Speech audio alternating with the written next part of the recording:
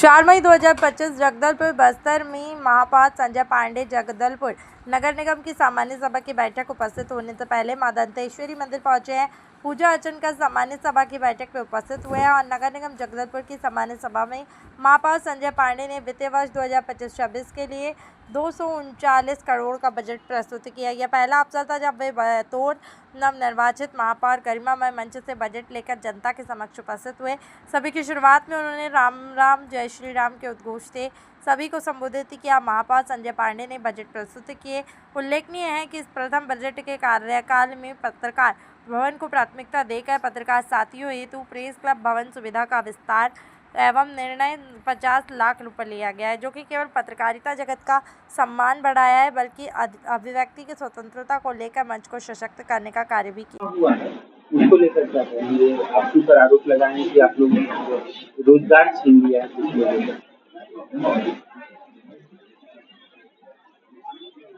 देखिए, आज का जो बजट है वास्तव में जगदलपुर की जनता की आशाओं का, उनकी आकांक्षाओं का और उनके सपनों का प्रतिबिंब है।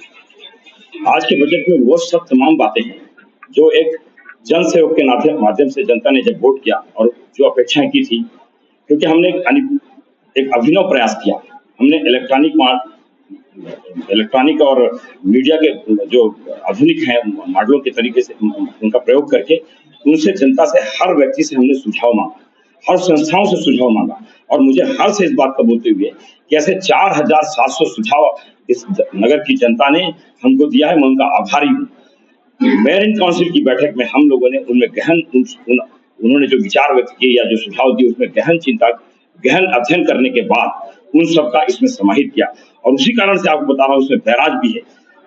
बैराज हमारा दीर्घकालीन योजना 2047 का जो मोदी जी का सपना है कि भारत 2047 में विकसित राष्ट्र बनना चाहिए। अगर बैराज 2 साल में बन जाएगा, 3 साल में बन जाएगा तो हमारे 100 साल तक आने वाली लोग जनता को पानी के लिए तड़पना नहीं पड़ेगा, परेशान नहीं होना पड़ेगा। हमने 30 करोड़ रुपए का इसका प्रावधान किया है, शासन से मांग की है, जिसे हम अमृत योजना जो मोदी जी ने शुरू किया था, जो राजनीतिक कारणों से पिछले 8 साल से 9 साल से राजनीति की भेंट चढ़ गया कांग्रेस के शासनकाल में, उसको शीघ्र शुरू करने के लिए 30 करोड़ रुपए का प्रावधान किया, जिसमें हर घर में सातों दिवस 24 घंटे पानी मिल सके। इस बजट में सर्वव्यापी सर्वस्पर्शी ये हमारा बजट है। इसमें पार्कों का संधारण, नए पार्क का डेवलपमेंट, मटन मार्केट को वेज मार्केट से अलग करना, जलपत सागर इसमें है। 10 साल तक एक भी ईंट नहीं लगाने वाले ऐसे हमारे गंगा मुंडा क्षेत्र में कांग्रेसी ने जो महापाप किया, क्योंकि उसका इतना अच्छा उद्धारीकरण हो गया था, उसमें भी हमने 5 करोड़ की लागत से वहां पे बीटी रोड, टोवाल, शिव जी के मंदिर के नाम से राजनीति भर करते रहे, डेवलपमेंट कुछ नहीं किया। वहां पे भी 15 लाख रुपए से वहां पे हम शिवरात्रि में नौका शुरू करेंगे कि लोग जाकर अपना पूजन अर्चन वहां पे भगवान को अर्पित कर सके। वहां पे घाट बनाने की योजना है, वहां पे पार्क बनाने की योजना है, ना केवल इन बड़े तालाब बल्कि छोटे तालाब के रूप में पंडरी तराई को भी इसमें लिया, जिसमें 80 लाख रुपए का इन्वेस्टमेंट हम करने वाले हैं। हमारे विपक्ष के साथी भी अपने वार्डों के तालाब दिखा रहे हैं, क्योंकि उनको भी उम्मीद है कि ये सरकार जो है, ये तीसरी सरकार, दूसरी सरकार, मतलब जो सब हमारी सरकार है, यही उनकी जन आकांक्षाओं की जो पूर्ति है उसमें खरा उतरेगी। इसलिए ये बजट हमारे साथियों ने सर्वसम्मति के साथ, प्रतिपक्ष के लोगों ने भी सर्वसम्मति के साथ पास किया है। ना केवल बजट बल्कि आप देखिए जितने एजेंडे हैं वो भी सर्वसम्मति के साथ पास कर रहे हैं, क्योंकि एजेंडों में हमने निर्णय तो कड़े लिए हैं, लेकिन हमारे साथी समझ गए हैं कि जो निर्णय कड़े हैं वो इस नगर के सुधार के लिए है, नगर के जनता के हित के लिए है और आने वाले समय में आपको इस दिशा में आगे कदम बढ़ाना ही चलेगा। हम समय के साथ चल रहे हैं, इसलिए निर्णय लिया। पूछना था कि कितना काम किए। हम तो देखिए 239 करोड़ का बजट है, 50 करोड़ रुपए अभी एमआईसी में स्वीकृत किए हैं, 50 करोड़ रुपए अभी पिछले एमआईसी में स्वीकृत, 80 करोड़ रुपए का तो हमारा बैरल है। ये 100 करोड़ तो हम आपको 2 महीने में बता दिए।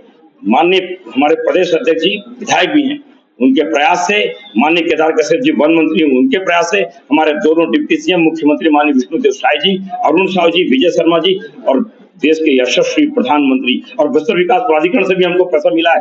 आदरणीय दीदी सुश्री लता उसेंडी जी, महेश हमारे सांसद है महेश कश्यप जी, उन्होंने भी हमको फंडिंग की है। सभी प्रकार से हमको सहायता मिल रही है, सहयोग मिल रहा है, विपक्ष का भी सहयोग मिला है, इसलिए मैं उनका ऋणी भी हूँ, उनका आभारी भी हूँ। हम आगे बढ़ेंगे और जगदलपुर के विकास को कोई रोक नहीं सकेगा। क्वेश्चन आवर में लगाएंगे, क्वेश्चन आवर में आएंगे तो कुत्ते के संदर्भ में हमारे एक साथी ने क्वेश्चन लगाए हैं देखिए, नगर निगम एक ऐसी स्वायत्त संस्था है, हमको नियमों के अधीन रह के काम करना है। कुत्तों को ना हम भगा सकते हैं, आपके माध्यम से जाना चाहिए, ना हम कुत्तों को पकड़ सकते हैं, हम कुत्तों को सिर्फ बधियाकरण कर सकते हैं, जिसका प्रावधान 25 लाख रुपए इस बजट में किया गया है। पशु क्रूर जो अधिनियम है 1960, उसके तहत हम कुत्तों को ना भोजन से वंचित कर सकते हैं, ना उनको पकड़ के दूसरी पंचायतों में डाल सकते हैं। अच्छा, उसमें ग्रहण पावर जो होता है ना, नाक का बहुत तेज होता है। अगर आप उनको 40 किलोमीटर भी दूर छोड़ देंगे तो जहां उसको भोजन मिल रहा है, सवेरे का नाश्ता, दोपहर का भोजन, शाम का नाश्ता, शहर में आदमी खाना बचा के रखते हैं, तो वो वहां पे वापिस लौट आता है। बधियाकरण हम करेंगे, जो शासन की गाइडलाइंस है उसके अनुसार काम करेंगे। लोगों को अवेयरनेस होना चाहिए, कैसे उनकी जनसंख्या बढ़ रही है, कैसे उस पर अंकुश लगना चाहिए, कुछ बात अवेयरनेस का है, वो आप सबके माध्यम से जनता को भी करना चाहिए।